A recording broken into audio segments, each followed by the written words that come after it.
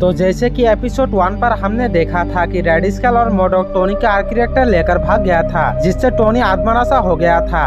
और अब आगे तो इस एपिसोड के शुरुआत में हम सभी एवेंजर्स को देखते हैं जो अपने एवेंजर जेट पर बैठकर टोनी को हॉस्पिटल ले रहा था। रास्ते में फैल्कन कहता है कि टोनी को हॉस्पिटल ले जाकर कोई फायदा नहीं, क्योंकि वो आर्क रिएक्टर के सहारे ही जिंदा बचा था और आर्क रिएक्टर के बिना उसे हॉस्पिटल ले जाकर भी बचा नहीं सकते। और तभी टोनी कहता है कि मुझे हॉस्पिटल की जगह एवेंजर्स मेंशन पर ले चलो। जो सुनकर कैप्टन कहता है कि टोनी सही कह रहा है, उसे हॉस्पिटल की जगह एवेंजर्स मेंशन पर ले जाना चाहिए। और जिसे सुनकर नाताशा एवेंजर्स जेट की स्पीड टेस्ट कर देती है और एवेंजर्स मेंशन की तरफ जाने लगती है। लेकिन तभी टोनी की तबीयत और भी ज्यादा बिगड़ जाता है और जिसे देखकर कैप्टन और बाकी सब एवेंजर्स काफी घबरा जाता है। और फिर एवेंजर्स मेंशन पर पहुंचकर टोनी को तुरंत लैब में ले जाया जाता है, जहां फैल्कन टोनी के आर्क रिएक्टर के जगह पर कई सारे वायर्स फिट करता है और पावर मशीन को चालू कर देता है, और जिससे टोनी को होश आता है और वो वापस ठीक होने लगता है। और फिर होश आने के बाद टोनी फैल्कन को शुक्रिया देता है और ये देखकर कैप्टन फैल्कन से कहता है कि ये बात नोट कर लो, क्योंकि टोनी उतना आसानी से किसी को शुक्रिया नहीं देते।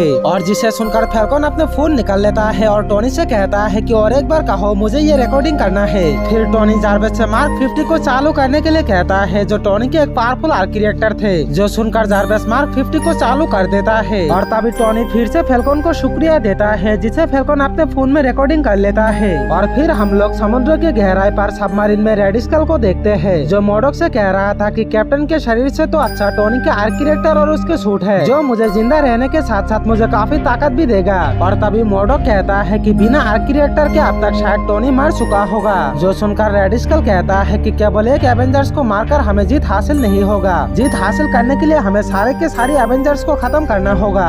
और रेड स्केल की यह बात सुनकर मोडोक कहता है कि वो तो होगा ही, क्योंकि मैंने उन सब के पीछे मेरे कुछ खास दोस्त को भेज दिया है। और फिर हम लोग एवेंजर्स जेट पर देखते हैं, जहाँ से कुछ माइक्रोबोट निकलकर एवेंजर्स मेंशन के अंदर जाने लगता है, जिसे मोडोक ने भेजे हुए थे। उधर ही एवेंजर्स मेंशन के अंदर टोनी मार्क 50 और नया आर्क रिएक्टर को पहन लेता है, जो पहले वाले आर्क रिएक्टर से भी कई गुना ज्यादा पावरफुल था। और जिसे देखकर सभी एवेंजर्स बस देखते ही रह जाता है। फिर टोनी कहता है कि अब मैं रेड स्केल को खत्म कर दूंगा। जो सुनकर कैप्टन कहता है कि मैं मतलब हम राइट, जिस पर टोनी घमंड में कहता है कि मैं मतलब मैं अकेला। और टोनी की ये बात सुनकर सभी एवेंजर्स टोनी के ऊपर नाराज हो जाता है और उधर से जाने लगता है। और फिर हल्क और थॉर बहुत दिनों के बाद मेंशन के बैटल फील्ड में जाता है और उधर वो दोनों अपने ताकत आजमाने के लिए एक लड़ाई लड़ता है। लेकिन इसी बीच मोडोक के उन माइक्रोबॉट हल्क के मुंह के अंदर घुसकर उसे अपने कब्जे में कर लेता है और उसके जरिए थॉर को जान से मारने की कोशिश करता है। दूसरी तरफ लैब में हम टोनी, कैप्टन और फैल्कन को देखते हैं, जहाँ कैप्टन टोनी से पूछता है कि तुमने सभी एवेंजर्स को नाराज करके ये क्यों कहा कि मैं अकेला ही मोडोक को खत्म कर दूंगा। जिस पर टोनी कहता है कि मोडोक और रेड स्केल मिलकर एवेंजर्स को मारने उतरने पे लग गया है। उसने पहले तुम्हारे हालात और फिर मेरे हालात क्या कर दिया था वो तो तुमने देखा ही। अब मैं नहीं चाहता कि कोई मेरी वजह से रेड स्केल और मोडोक के हाथों मारा जाए। और टोनी की ये बात सुनकर कैप्टन कहता है कि टोनी, ये लड़ाई सिर्फ तुम्हारे नहीं है बल्कि हम सबकी है। हम एक एवेंजर्स है, हमें साथ मिलकर मोडोक और रेड स्केल का सामना करना होगा।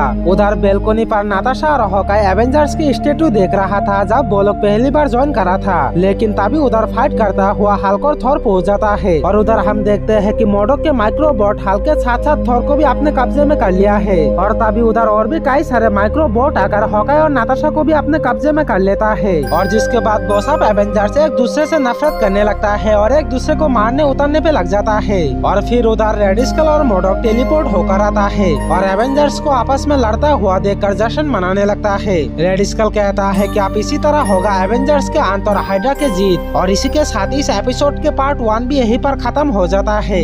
अब इसके पार्ट 2 देखने के लिए इस वीडियो को एक लाइक और चैनल को सब्सक्राइब करके बेल आइकन को ऑल पे दबा देना, ताकि पार्ट 2 आने के साथ साथ ही आप लोगों तक नोटिफिकेशन पहुंच पाए।